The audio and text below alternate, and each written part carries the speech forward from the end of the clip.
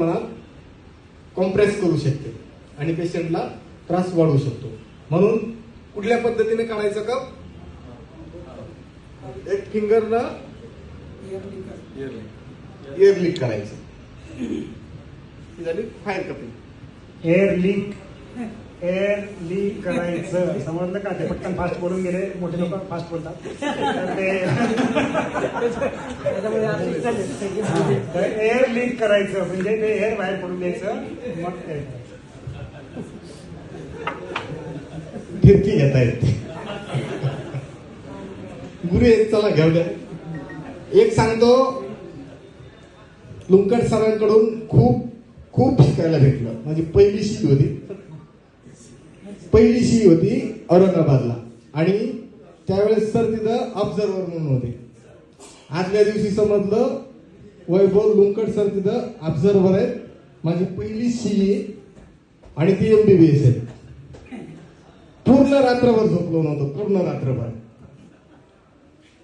बायको काय म्हटली माहितीये का? इतके जर तुम्ही घाबरत असाल तर तुम्ही जाऊच नका. म्हणलं पहिली शी, नाव दिलंय, सगळे लोक आले तिथं, जायचंच नाही तर कसं करायचं? चला हरकत नाही म्हणलं जाऊ. आलो 15 मिनिटं तर फक्त सरांना मी इकडं तिकडं असं फिरताना बघत होतो. कसं बोलायचं, काय बोलायचं, काहीच नाही. पण ज्यावेळेस जवळ गेलो त्यावेळेस सर समजले सर काय तर.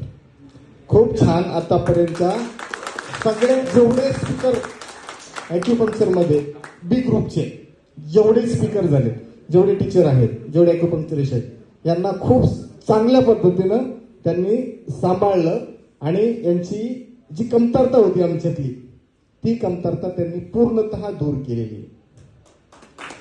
ते बोलतात बरं, चुकल्यानंतर बोलतात, चिडतात, तुमच्या समोर नाही, वेगळ्या वेळेत. संध्याकाळी घरी पोहोचले ना शांत, मग फोन करतील रात्रीला 11-12 वाजता. तुमचं इथं हे चुकलं, तुमचं तिथं ते चुकलं. दुसऱ्या